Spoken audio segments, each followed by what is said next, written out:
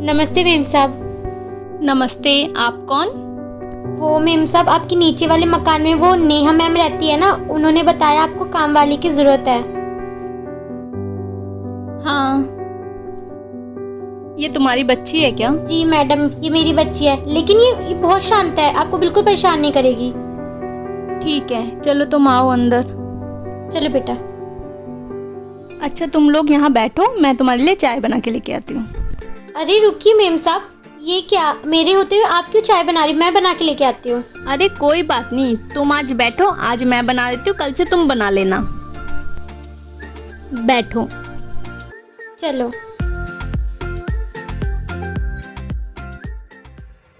अरे तुम लोग यहाँ क्यों बैठे हो? ऊपर बैठो सोफे पे। अरे नहीं नहीं मेम साहब, हम यहीं पे ठीक है।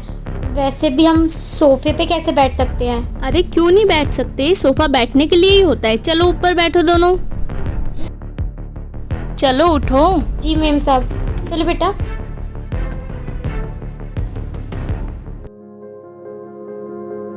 बेटा, ये लो तुम ये बिस्किट खाओ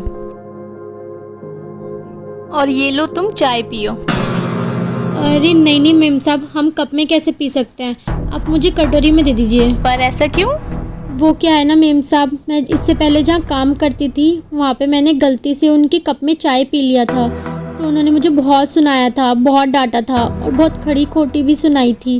और उन्होंने कप उठा के कूड़ेदान में फेंक दिया था और मुझे बोला था कि अगर तुम्हें चाय पीनी है तो दूसरे बर्तन में पियो। मैंने जहाँ पे भी काम किया है वहाँ पे मुझे अलग बर्तन, अलग कप, सब चीज़ अलग ही देते थे। मैं उसी में ही खाना खाती थी, उसी में ही चाय पीती थी।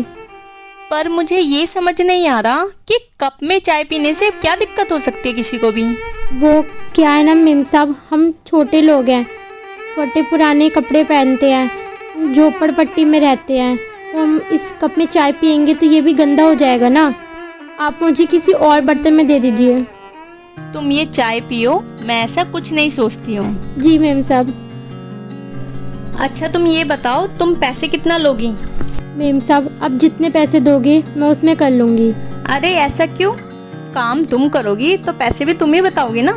मेम साहब, आप मुझे 1000 रुपये भी दोगे ना तो भी मैं इस पूरे घर का काम कर दूँगी।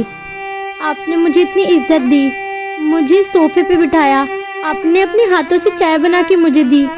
मेम साहब, आप मुझे जो भी दोगे ना मैं खुशी खुशी इस घर का काम कर लूँगी।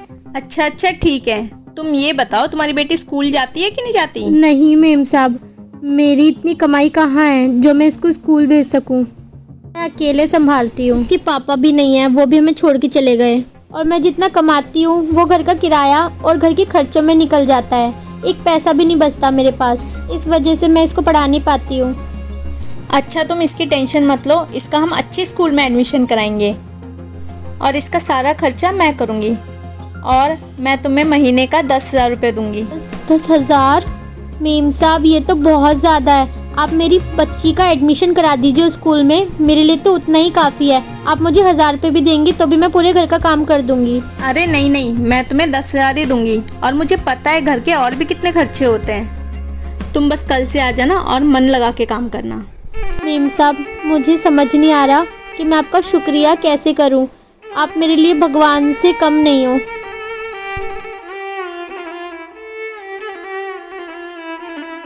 अच्छा मेम साहब, मैं चलती हूँ, मैं कल सुबह टाइम से आ जाऊँगी काम करने।